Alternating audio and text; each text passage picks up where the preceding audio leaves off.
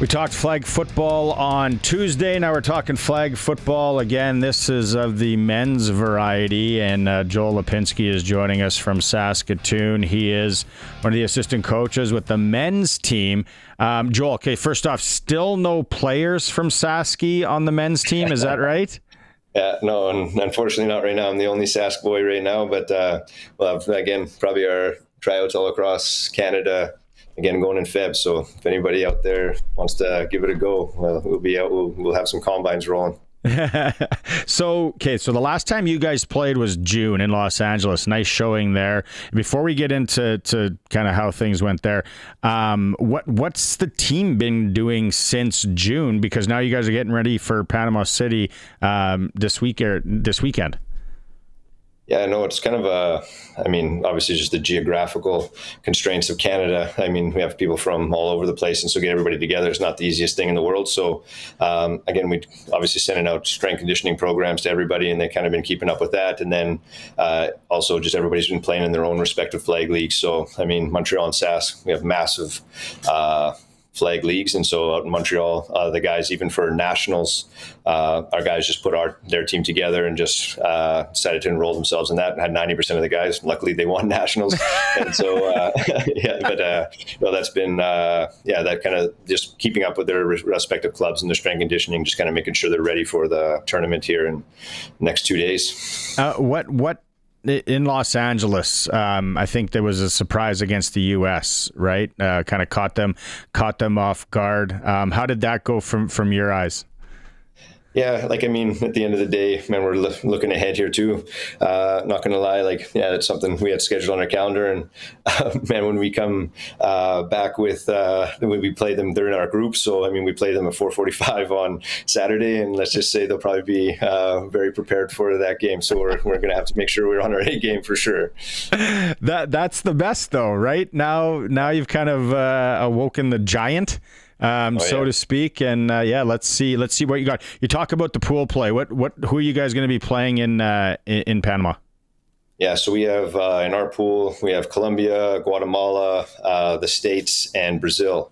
And so Brazil is probably the next closest team, relative ranking wise. So I mean, we're ranked 4th in terms of our group seedings going into this one. Brazil are ranked 5th. So that's kind of the big one. It's only the top 2 teams out of each pool are kind of going to go on to the semifinals. So we have to just make sure, again, by the time when we end up playing the States, we're both 3-0. You have a lot of experience with flag and the national team and all that before everyone starts kind of latching on here because it's an Olympic sport now. But you've been there. You're kind of like a veteran. All this. What's the biggest thing? And I know this might be tough for you to answer, but what's the biggest thing that you think you've taught or helped Paul LaPolice with?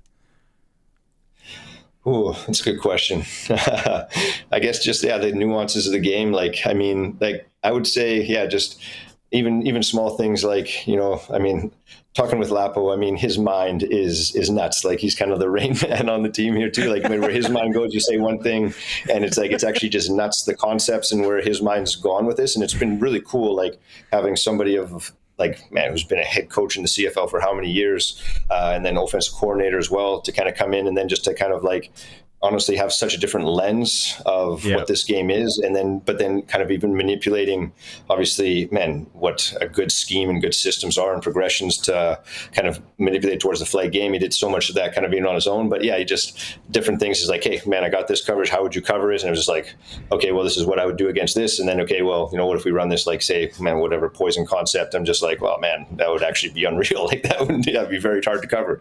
And so I guess just little things like that, just kind of able to more or less just kind of run different concepts by us. And then also just different things okay, hey, what if we ended up running hurry up, in this respective situation? Well, it's okay, well, it's not like traditional football where, you end up switching hashes and you have the whole strong side and weak side switch. It's no, you predominantly have somebody that lives on the left side, somebody that lives on the right, on the right side. And so therefore there's not those big transitions that you can kind of catch somebody off guard really as much. So I guess just some small nuances and differences of the game. Yeah. You got to get him to a blackjack table and see if he's really Rain Man. Let's see how he is. Man, I'm going to get in trouble here too. I guess you see this and be Rain Man. I'm no. Okay, so realistically, where are you guys hoping to place after Panama here is, first place? Is that realistic? And then what's the next step? Where do you want to finish to go? What's the next? Yeah, no, and obviously the expectations to win. And I think we have like the athletes here now too will be able to compete. I mean, like obviously, and the USA is 8-time world champion, so I mean we have to still beat them in like a tournament play to actually have it proven. But like, yeah, your Mexico's, your Panama's, your USA, and man, even Jamaica threw in a team here right now this year too, and then they look like they're going to be good too. So man, there might be another cool running story in the works. But and in respect to that here too, yeah, like I mean, I would put us kind of into like the top grouping with this, and so yeah, hopefully the goal is to end up into that gold medal game, and then whatever ends up happening, and then I mean from there, then the rankings from Americas end up dictating where our seeding ends up being going into Worlds. And so, I mean, next week there are Euros and Asias, and those will all take place, in their respective top 6, top 5s will kind of end up being selected out of those continents. And then from there, everybody will kind of get together in Worlds of the top teams. And then the plan is then the top 3 from the next Worlds get the automatic buy into the Olympics. And then the ones who don't end up top 3, there'll be another qualifier in 2027, and then that'll be chosen for the next 3. So everything's priority here, just making sure we get at least top 5 in Americas, that we get into the game, and then anything can happen kind of when you go from there. What Worlds again is early next year? Worlds again is going to be in August in Dusseldorf, Germany. Yeah. Perfect. Right on. Yeah. I love it. All right. Okay. So Panama, let's go. Let's try and win it. And the U.S. game again is Saturday. Saturday at 4:45. Yeah. Ooh. That might be worth tuning in for. That'll be. I think it's 3:35 SAS time, I believe. Yeah, we're only an hour difference. Yeah. Okay, and then let's work on that combine here in SAS to get some SAS players on this team. Yeah, right on. That's the game plan. Yeah. All right, Joel. Thanks so much for hopping on. Travel safe, and good luck over there. All right. Okay. Thanks so much. Take care.